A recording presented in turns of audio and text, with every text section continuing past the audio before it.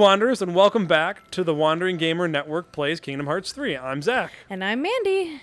It's been a while again. It has. One of these weeks we'll get into a regular rhythm for this, right? You know, I would say yes, except that we're about to head into the fall season. Oh, man. And it's just all going to get messed up again. How is it almost fall? Right? I had the same talk with Cody like a couple days ago where I was just like, where did July go?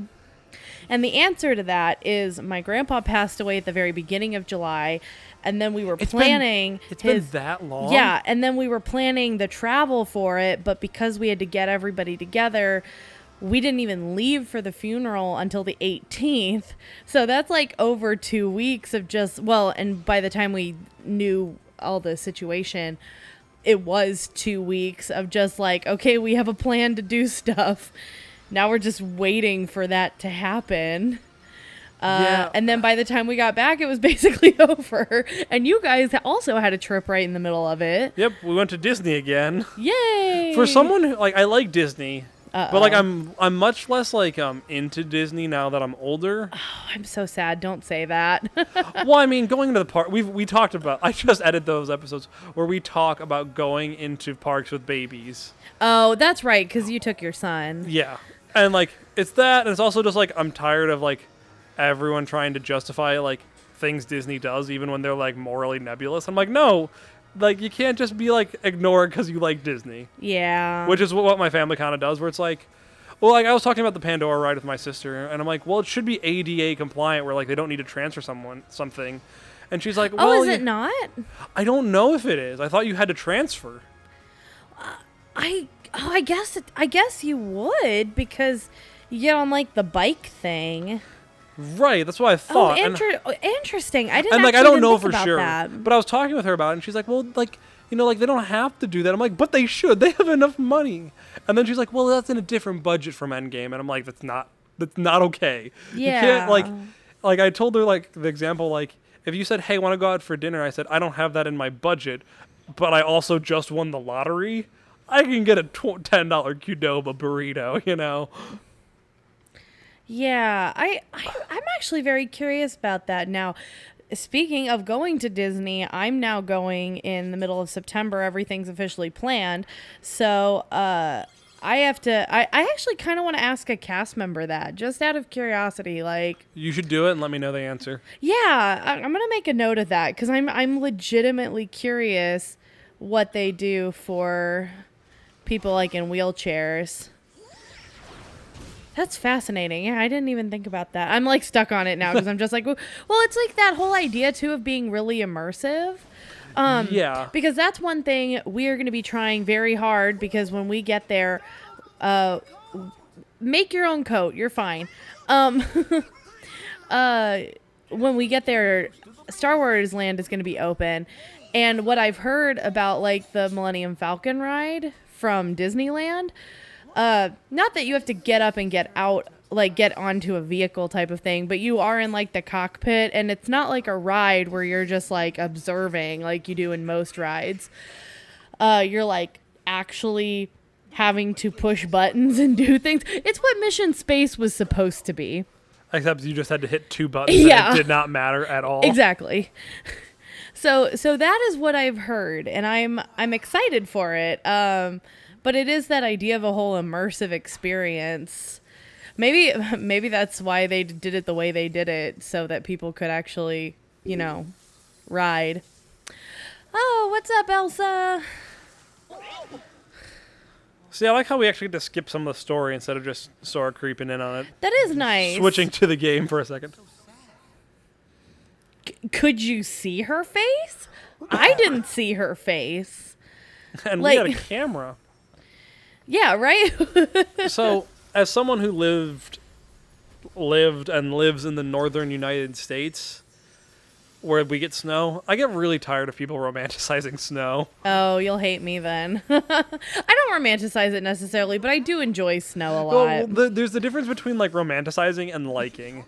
Like, I feel like this movie, and this isn't a complaint I actually have about the movie, but, like, the way the snow looks in this, it's like, oh, it's so pretty. Snow must be great. And I'm like, it's cold and wet, and I hate everything when it snows. I will say I do prefer it, though, over nothing. I would rather have snow on the ground than there be nothing and it just be cold. I don't know. But that's probably just me, but like that's 100% how I feel with it, cuz I'm just like, at least it's pretty that way, you know? For me, it's a toss-up, I think. Cuz yeah, I guess the downside is once it all starts melting, it's just gross. Yeah, and it's just like miserable and everyone forgets how to drive. Yeah, the driving thing is an issue. Okay, so I know we've kind of alluded to playing this world in other episodes, that we would finally get to talk about Frozen, because here we are in Arendelle in the Frozen world. Frozen's the worst. I hate it. All right, so go for it. Why do you hate Frozen? Well, in full fairness to Frozen, part of it's because it's popular, and part of it's because I worked at Disney the summer after Frozen came out. And let me tell you, when people are spending 6 hours in line to see Anna and Elsa, I'm just like over it, you know? Yeah. Okay, so the popularity is an issue, and like, if we're being completely fair. However, my thing is, I just don't like how everyone acts like it's the best movie in the world. For like, they're like, oh, it's like not about romance, but it is. yeah, And it's like not about this, and it's about like everything that you can say positive about Frozen. A different Disney movie has done better, with like keeping out like ice physics. Like, I mean, like, it was a very pretty movie, and the music was very good. But I meant like plot wise, where it's like, well, it's about sisters like having to learn to care about each other. I'm like, well, Lilo and Stitch does that better. Well, it's not about romance. I'm like, well, it is, and Big Hero 6 has strong female characters where it wasn't about romance. Mm-hmm. You know? Or it's about finding who you are and, like, where you belong. Like, Wreck-It Ralph did that better. You know? Like, there are just multiple examples of movies that are just better from Disney than this. But everyone just really, like, let it go. Okay, so then, from my perspective, so I worked at Disney when Brave came out, which was a couple years before that. So, like, I think it was exactly 2 years before Frozen came out. And so I didn't have to work through the hype, which I can imagine was just a nightmare, because even though I didn't work there, like, okay, I always watch the Christmas parade, right? Like, that's a huge part of the Christmas, like, day for me, is watching the Disney Christmas parade. And the fact that year, or maybe it was the following year, it was only Frozen. Like, it wasn't the Christmas parade. It was the Frozen celebration. And every song that all the pop stars did was all Frozen songs. Because it's winter, clearly, so you can make it, you know, that counts, right? And that pissed me off. I was like, come on. Those are cool enemies. Aren't they cute? I love them. They are adorable. But like, well, and so I totally get the exhaustion from Frozen. And then I think that's where I have a lot more like vehemence to it still. Yeah, that definitely killed my enjoyment of the movie. Not fully, but I should say it dampened it, because I do enjoy the movie, and a huge part of that for me is I am a big Idina Menzel fan. I was in middle high school when Wicked came out. So, and I will say, I think she did a fantastic job. And I think, like, looking back at it, the music was such a huge thing. Like, I have the soundtrack. Like, the opening song, which nobody ever, like, thinks about, is so good. And I actually don't like the music as much. That's totally fair. I really enjoyed it. I think it's really well done, and I think the songs are enjoyable. I just don't think it tonally fits well enough. Well, it felt too musical to me, is a good way of putting it. See, that doesn't bother me, though, because like I guess I am I got a theater background, so I'm Well, am I gonna lie? anything is too musical for certain subjects, you know what I mean? Yeah. Like the fact that Les Miserables is a musical is That one baffles me. forever be one of my favorite hilarities, because again, another one I really enjoy, but it's just like it's amazing that they were able to do with it what they were, considering like the tonal differences of like French Revolution and we're singing a musical. I mean, I have my issue with Les Mis is that it's like an opera, or like it's all singing, and like that's just too much for me. Oh, I don't have an issue with that, but yeah. Point being, like the musical part of it, I am so in love with that type of stuff that for me, for Frozen, Well, totally fine with that. Well, it wasn't the singing, because I like the songs in other Disney movies. It just didn't. The tone of it felt too poppy to me. But everyone has their own opinion, and I don't necessarily hold that against it as much. But for me, that's also a reason why it's all right. Yeah. Well, and while I agree with you, while I do think that there were elements that are done better in different Disney movies, I think what was so fun about Frozen is just it bringing a lot of those elements together. And it was the first, like, I think literally Merida was the princess before, and she didn't really make as much of an impact, but the fact that they were like sisters, I remember being super stoked about that, because I've got two sisters, and it was like, oh, look, it's a movie about princess sisters, and it's silly enjoyment. It's a guilty pleasure enjoyment where it's just like, oh yay, how fun. But Yeah, and I don't know. It was all right. I think it was all very well done. It just wasn't my favorite. no, and that's totally fair, but I will 100% agree with you that, like, so the hype when it first came out, super fun. I was with everybody. I enjoyed it a lot. It was great. But then once they realized how big of a cash cow it was just like, oh my gosh, can we please stop? Like, this is too much. It's not Donald. Oh my gosh. Your dialogue's like a couple seconds too late there, guys. My other issue, and this, I don't know if this is a fair nitpick or not. I hate how Elsa's magic is so ill-defined, where she can do literally anything, and it keeps getting worse and worse. I don't care. I that's a fair nitpick, but like in the movie, it's fine. It's fine. It's a little bit nebulous, but like at a certain point, I can get over it because it all kind of thematically goes together for the most part. And then she can create life with Olaf, right? Which is a little weird, but it's just so funny. I love it. It's a little weird, but like I can forgive it. It's when you start getting into like all the little movies, like the minisodes, whatever they're called, where like in the Spring Fever one, where she can put flowers onto her dress and can control flowers now, and I'm like, just stop, please. Yeah, I haven't seen like any of those, partially because what movie was it before where they put the Frozen short before and everybody just went Coco, yeah. Because it was like a 27-minute short about Frozen. Well, because it was supposed to be a TV thing. And then they were just like, well, we'll just put it in front of Coco, which is ridiculous for two reasons. One, way too long to be a short, and I'm putting air quotes around that, in front of a real movie. But two, it's not Pixar. And Coco was Pixar. So if I'm going to go to a Pixar and see a Pixar short, I want to see a Pixar short. Like, they're always pushing the boundaries with their shorts.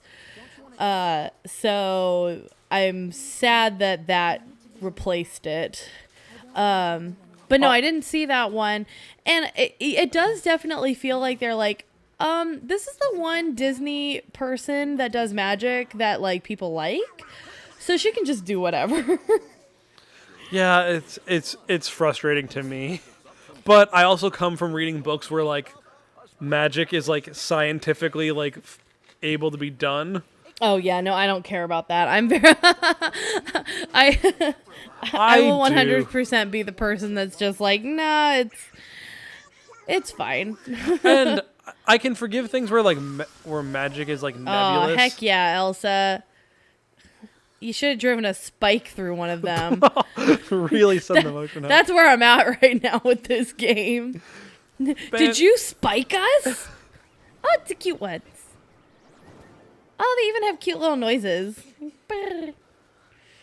I know like the Heartless are supposed to be evil and stuff. But they're so cute. Right, like at a certain point, are they? Why are you telling her, don't worry, take cover? She just threw spikes at you. Why is she not spiking these little reindeer?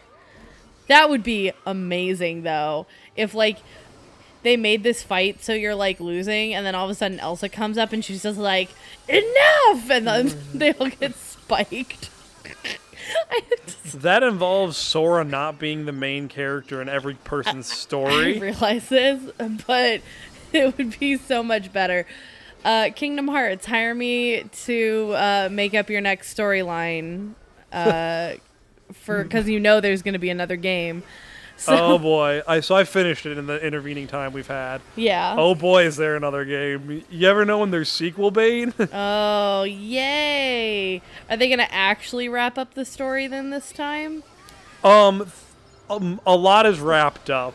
You know, like it's not like they don't wrap up things necessarily, but there is sequel bait. Woo! Well, even if it's not a full sequel, there will be some game that talks about something. But I hope there's another game only for the sake of like maybe they'll actually try. But who knows?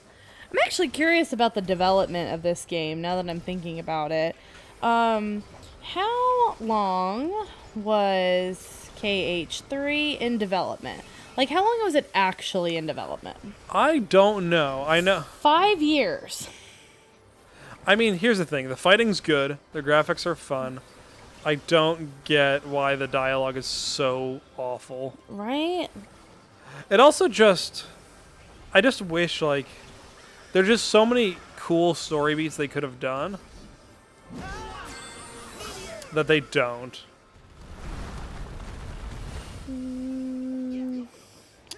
Well, and you and I have talked about it in several other episodes where it's just like they did not they just half-assed The whole game, yeah. Well, the storyline, the whole game. The storylines were just the game storylines. Yeah. Or the world plots. And instead of instead of making actual interesting fights, and I'm not playing, but it feels a lot like a button masher. Oh, it is. It's a slasher. Yeah. Versus, like, they're cool looking monsters, but at some point, like what I said, like, make us lose, you know? Like, there's really not a good way to, like, win unless, I don't know, you've got X, Y, and Z that you can do. Right. There's nothing of interest going on. Yeah. Like, each fight is mostly the same. It's Buzz Lightyear Blaster. Kill Zurg. Oh my gosh. I have not been able to do get, what is it, Galactic Hero? I've gotten it. There's certain places. There's certain places if you hit them. I have looked them up and I still can't do it. Are you okay? How do you know her name? Did she tell you? She did. Okay. We were talking over it. I'm sorry I was so upset and threw spikes at you. Oh my gosh, please spike it. Oh my gosh, she does. Good job. Notice they don't even show the spike, though. I'm like, Yeah. no, impale that guy. Right? You should impale it against a tree. Just like control it. No, all I ever do is hurt people. Yeah, that's really not Idina Menzel. That's depressing. It's also very not true for Elsa. Yeah. I've heard, I have heard other people in the, like, worked at Disney sphere, and I only bring that up because, I feel like people who work there, you either get, like, the super obsessed or the ones that just work there. This is one of those super obsessed people who is so upset about Idina Menzel being cast as Elsa because she's like, she doesn't sound like a 20-something-year-old. She sounds like a 40-year-old. And I'm like, no, she's fine. I had no problem with the voice acting. Right? The voice acting was totally fine. Bye. Later. Please, go away. Yeah, that sounded like a shout. Good sound editing there and voice acting. Actually, no. Voice acting was fine. They probably just didn't tell her character was running away at that time. So, director or animator? Come on, guys. Match up with the voice acting. I don't know why she was so sad. Why do you care? Any of your business. Read the room, kiddo. Oh, Someone speaking no. sense. Don't you love her hair? Who designed her hair to look like a bug? Why does she have antenna? Excuse me? Oh, yeah, you forgot. The name's Larksine. Why? Who named you? Who hurt you this way? Oh my gosh. What's her name an anagram for? Like, what's her name supposed to be? Oh, I don't know. That's a good question. Excuse me, I'm right here. Oh yeah, you're not annoying at all. Okay, how is her hair staying up like that, though? Actually, okay, we're going to go back to hair design again. Who thinks hair sits like this? Elrina is her normal name. Good lord, people. Elrena. Okay. Do you ever feel like they figured out a cool name with an X in it and then worked backwards from there? Yeah. 100%. But no, okay, the way that, like, her hair has, so just not even talking about the antenna, her hair has got to be bobby pinned, like, or super gelled. Also, I just imagine she, like, gelled her hair and then just stood outside and then it froze that way. I just imagine, like, there's just, like, a bucket of gel and, like, she just, like, plunges her head in. Well, no, but she's got to style it, so. No, she just plunges her head in and then she styles it after as the gel's already in it. Okay, but then she steps outside. Yes. Also, why are there vines all of a sudden? That, I guess ice vines or something. I also like how it becomes a labyrinth. Yeah. For being a little hut. Right? She made like an igloo. I trust those guys as far as I can throw them. So, Which I is mean, probably pretty far. I mean, with the physics in this game. Right? All right, that's where we'll stop this episode, though. So until next time, everyone, keep wandering. Bye. Hello, Wanderers, and thanks for listening to this episode of the Wandering Gamer Network Plays Kingdom Hearts 3. We hope you enjoyed it. If you would like to hear more content from the Wandering Gamer Network, check out the link in the description below.